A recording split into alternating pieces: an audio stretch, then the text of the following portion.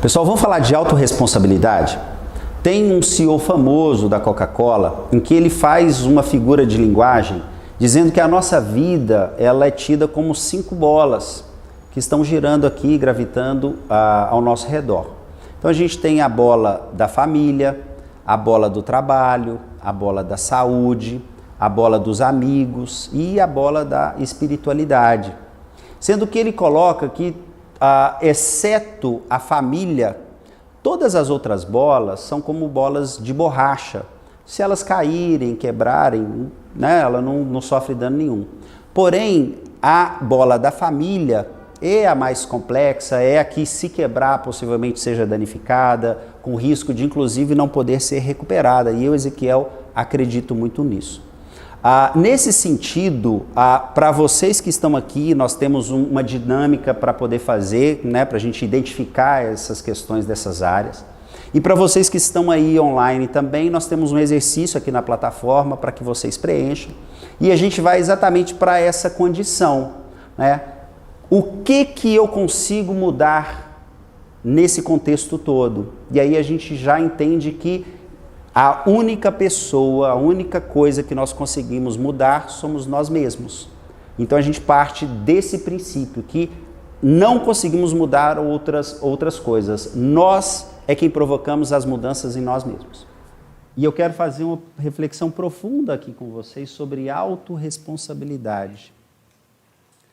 Vocês vão perceber que nesse primeiro livro que nós vamos estudar, que é o Poder da Ação, ele é centrado nessa questão de vocês. Porque é muito comum a gente ir para uma roda de conversa, ir para uma mentoria como essa, e aí as pessoas trazem, não, mas porque a minha mulher, ela é assim, assim, assado, porque os meus chefes são assim, assim, assado, porque os meus pais não me deram estudo, não, porque o meu bairro onde eu morei não tinha condição, porque a cidade onde eu nasci não tinha estudo, porque a minha história, eu nasci de um bairro muito pobre. A gente sempre tem justificativas por algumas questões que nos incomodam, e vocês devem ter listado aí. Mas dentro de uma visão de autorresponsabilidade, isso é muito sério. Vamos fazer uma reflexão aqui, francamente, entre nós? Pegando o que eu controlo e o que eu comando. Eu nasci numa cidade pobre, e eu, Ezequiel, nasci numa cidade pobre. Eu nasci no interior de Goiás, numa cidadezinha que chama Aparecida de Goiânia. Sou filho de 7 irmãos. Meu pai não teve condição de dar estudo para nenhum de nós. Eu tinha uma condição ali. Olhar para aquele quadro onde meu pai tinha dificuldade para trazer comida para a nossa casa e conformar com o futuro que aquilo me apontava, ou eu buscava algum elemento que me pudesse levar para um local diferente. Então, como eu não controlei a família que eu nasci, qual foi a minha decisão? Comandar. E aí, daquele momento em diante, eu fui estudar. Enquanto os meus coleguinhas estavam lá brincando, eu estava estudando inglês, buscando alguma formação, e foi assim desde pequenininho. Vamos trazer para algumas realidades de vocês? Vamos imaginar num âmbito que muitas vezes é doído. Eu estou insatisfeito com o meu casamento, estou insatisfeito com o meu relacionamento. Batendo a mão no peito aqui, falando, mas alguém te forçou a casar? Nós estamos na época ainda que alguém te botou um revólver na cabeça e falou, é com essa pessoa que você vai casar. Ou você deliberadamente foi lá e fez essa escolha. Você fez essa escolha. A empresa que você está trabalhando, tem um monte de coisa que eu não gosto. Alguém te forçou a entrar nessa empresa? Diante dos cenários que foram apresentados, qual que é a atitude que você tem com os problemas, com a chefia? Vamos, rapidamente, vamos fazer um exercício aqui, ó. Pega essa mão aqui, direita. Traz aqui, ó, bem aqui do lado aqui. Pega a pochete que está aqui assim, aperta. Aperta ela. Apertou? Tem uma pochetezinha aí? De quem que é essa responsabilidade?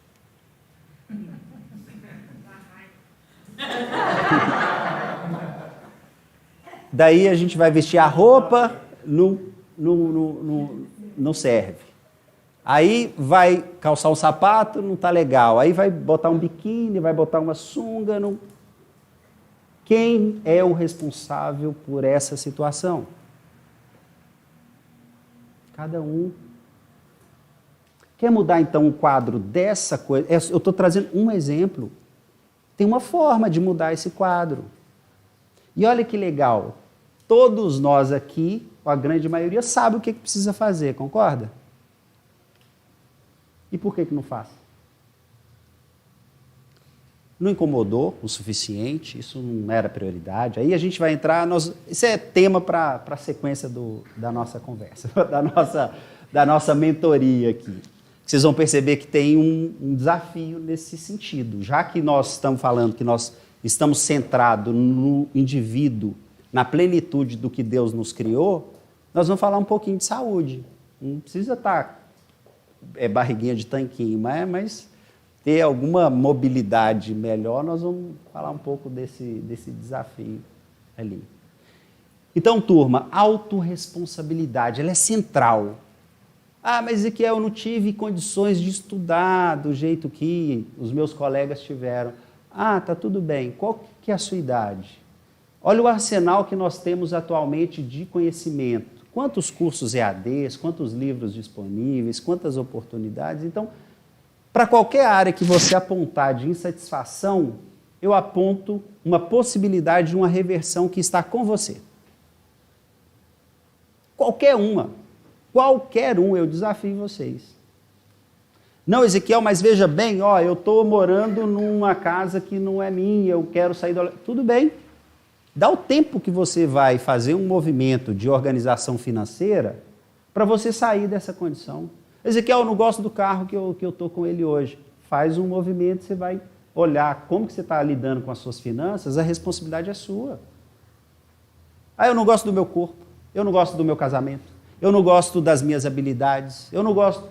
Qualquer coisa que esteja te incomodando hoje, você é o único responsável por essa condição que você está. Tem uma fala doída em alguns treinamentos que eu ministro, e eu preciso trazer ela aqui para pavimentar essa condição.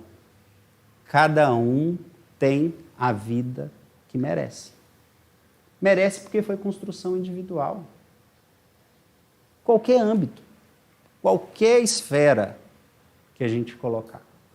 Então, um ponto central aqui, de arrancada da nosso diálogo, para olhar para vocês enquanto indivíduo, porque enquanto a gente não assume a condução das nossas vidas, é muito fácil apontar o meu pai... Não, meu pai foi muito agressivo comigo, a minha mãe me toliu, a minha esposa me corta muito, os meus filhos não me dão condição de fazer isso.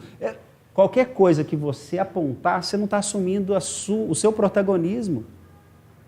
Para qualquer coisa que você apontar o dedo para outra coisa que não seja você, você está tirando. Aí é gostoso. Que aí eu vou, em alguns aspectos nós vamos discutir, aí eu sou vítima. E é natural do ser humano entrar numa linha de vitimismo. É confortável, é o travesseirinho quentinho. É muito mais tranquilo colocar uma condição imutável do outro do que olhar para mim e falar, poxa, vai doer. Mas eu não agrado o meu parceiro. O que eu vou mudar em mim para mudar essa história? Porque sempre é o outro. Não, é ele ou é ela que tem que mudar, mas e você? Você já observou que se você também mudar algum elemento em você, você muda essa história desse relacionamento? Eu não gosto do jeito que meu chefe me trata. Mas e você? O que você muda para poder mudar o posicionamento do seu chefe? Ah, eu não gosto de alguma coisa, o corpo, por exemplo. O que você muda na sua alimentação, no seu hábito, no seu comportamento, para que isso seja mudado? Então esse ponto, pessoal, da autorresponsabilidade, ela é central aqui, para esse encontro e para os demais. Eu gostaria que ao olhar para o livro, O Poder da Ação, vocês olhassem com carinho. Tem vários capítulos ali que fazem boas reflexões sobre essa questão da autorresponsabilidade. Tá? E particularmente, a partir do momento que eu, Ezequiel, assumi a minha autorresponsabilidade em diversas áreas da minha vida, a minha vida mudou. Todas as áreas. Não gosto disso, o que eu tenho que fazer para mudar? Não gosto daquilo, o que eu tenho que fazer para mudar? Não gosto daquilo outro, o que eu tenho que fazer? Porque quando eu mudo a mim mesmo, eu mudo a maneira com que o mundo interage comigo. Simples assim. Sabe qual que é o grande ponto da autorresponsabilidade? É porque a nossa mente já está treinada para o menor esforço. Então, naturalmente, eu já tenho historinhas montadas. Vamos pegar uma que também incomoda, mas é muito comum. O casal está insatisfeito um com o outro. Eu preciso montar um contexto muito convincente para mim mesmo, para eu ter coragem de olhar no rosto daquela pessoa que eu prometi amor e virar e falar que eu estou com outra pessoa e não quero ficar mais com ela. Eu preciso contar uma historinha. E a historinha começa para mim. Não, a minha mulher é chata, o meu esposo é chato, ele me tolhe, ele me dá espaço, ele está me sufocando. Eu vou contando historinhas. E eu vou contando historinha. Eu vou contando historinha para a questão do corpo.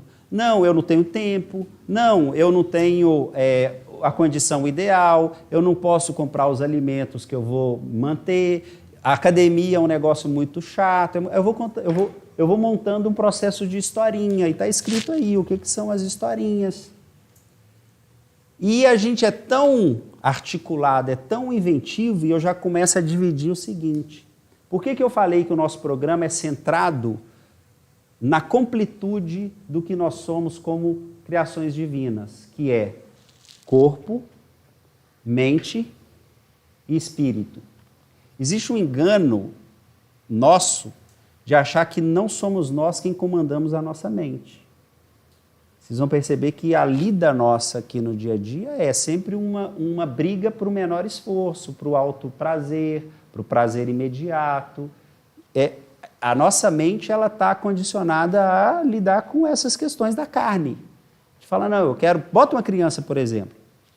Coloca uma criança aqui de 3, 4 anos. Fala assim, ó, filhinho, aqui, ó, você tem um bombom aqui para você comer agora. Mas aqui tem 5 bombons, se você esperar 10 minutos, você pode comer os 5. Mas se você quiser comer agora, você come só um. Já foi feito vários estudos, qual que é a grande maioria da escolha dessas crianças que não tem autocontrole? Ele não sabe fazer conta, ele come, é o prazer imediato. Agora, aquelas crianças que já estão começando a dominar a sua mente, dominar o seu desejo... Oi? Faz esse teste. Ou seja, aqui, ó, se para agora é 1. Se você conseguir esperar 10, 20 minutos, eu te dou 2, 3. Vê? Olha lá, e deixa lá. Aí você fecha a porta e faz o teste. Nessa lida, turma, olha aqui, ó, o que eu quero fazer com vocês aqui? Aí isso eu faço questão da gente exercitar pelo menos o seguinte, ó. Esse item 2 aqui, que eu coloquei, eu quero que vocês reflitam sobre essa questão dessas historinhas que vocês estão contando. Faça uma reflexão aqui, e eu coloquei do lado aqui, ó, porque muitas vezes são historinhas de brincadeira. Tipo, vamos voltar para a questão do corpo? Aquele gordinho que está insatisfeito, ele usa uma brincadeira para falar que ele não está gordo, ele está com excesso de fofura. Mentira! Lá no íntimo dele ele está incomodado, mas ele usa uma brincadeirinha de historinha para justificar a não atitude dele. E por aí vai, então é brincadeira. Tem algumas questões que eu preciso mentir para mim mesmo. Vamos imaginar o seguinte, voltando para o âmbito de relacionamento. Eu tenho uma esposa, um esposo, um parceiro, perfeito. Mas eu já enjoei. Aí eu preciso contar uma mentira para mim. eu preciso provar para mim mesmo que eu preciso trocar de parceiro. Então eu conto mentira. Aí eu vou falando da antipatia, mas eu poderia lidar com aquilo. Então eu vou contando as mentirinhas, porque aí eu crio coragem, vira verdade. A pessoa fica tão insuportável que aí realmente, aí não tem outra condição que não seja trocar. Eu me convenci que eu preciso trocar. Pode até ser verdade, mas repetitivamente, vamos imaginar o seguinte, vários empresários quebraram nessa crise agora da pandemia, é verdade. Tinha todo um contexto, mas e aí? Ele vai ficar afundado na situação da pandemia até quando como historinha? Para ele não mudar o contexto. E já trazendo também um ponto nosso aqui, já de artifício de tecnologia, né, pessoal? Quando a gente pega o cenário atual hoje de mercado e a gente insere artifícios do que nós estamos falando que é a nova economia, a nova era da economia pautada em tecnologia e informação, as possibilidades de fazer negócio, as possibilidades da atuação dessa liderança, olhando para que o que vem surgindo e cada vez mais você vira a página, você tem possibilidades de fazer. A gente tem aí, Uber, iFood, Netflix, Spotify, um monte de empresa que pautou sobre aspectos de informação e mobilidade. E quando a gente olha as possibilidades nossas de fazer coisas e fazer negócios, nós vamos explorar muito isso aqui. E aí, só trazendo o gancho lá da desculpa do cenário econômico, do cenário que a gente está afundado na historinha da impossibilidade, da profissão, ou da empresa, ou dos empreendimentos. Então, nós vamos fazer um negócio agora. Podem ficar de pé, por favor. Turma, em alguns dos encontros, no próximo encontro eu já vou exercitar isso com vocês. Está provado cientificamente que o nosso corpo foi projetado para economizar energia. E também está provado que quando a gente acha que nós estamos no nosso limite da nossa exercício, o Saulo trouxe essa reflexão, né? O Saulo, nós só consumimos 60% da nossa capacidade. Está provado realmente em vários aspectos com relação a água, alimento, sono, né? O nosso corpo é treinado para isso. Vocês vão, nos próximos encontros, e até nesse livro do Poder da Ação, ele aborda um pouco essa questão de como que a gente comanda o nosso corpo. Por exemplo, vocês estavam aqui já há um bom tempo e o corpo de vocês já estava acostumado. E só para vocês entenderem, né, esse momento nosso aqui existem várias formas da gente também mandar algumas substâncias para o nosso corpo. E a posição do nosso corpo é quem comanda isso. Por exemplo, foi feito um estudo que as pessoas que nasceram cegas, num dado momento em que ela foi exposta para uma situação de vitória, ela ergueu os braços e, sem saber que era essa a expressão de quem está vencendo ou quem está excedendo os seus limites, ela ergue. Quando um animal lá, e todos eles, qual que é a característica de um animal que está demarcando o território? Você pega um pássaro, um urso, ele abre o peito. Qualquer animal ele tem uma postura diferente, porque isso despeja uma série de substâncias no corpo nosso ou dos animais. Então também está provado cientificamente que a nossa postura também muda a maneira com que a nossa fisiologia conversa com o nosso cérebro. Vamos fazer um exercício aqui agora entre nós? Queria que vocês abaixassem a cabeça, olhassem para baixo. Pode até segurar assim com as mãos. E aí agora pensa em alguma coisa triste assim na sua vida. Uma coisa que te incomoda.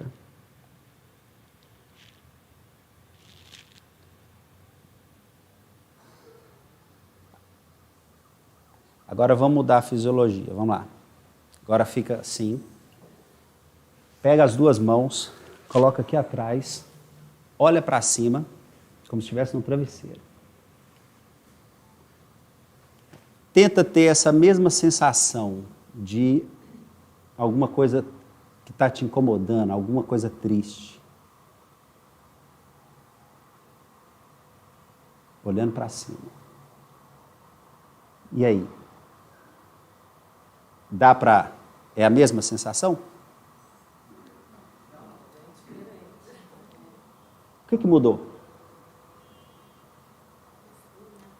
A sua posição. A hora que você está olhando para cima e que você está trabalhando imagens, você está trabalhando perspectiva aguçada da sua imaginação, não tem como você ficar trabalhando aspectos melancólicos. Quando você está com o olhinho fechado, olhando aqui recolhido para você, você está fechando em você.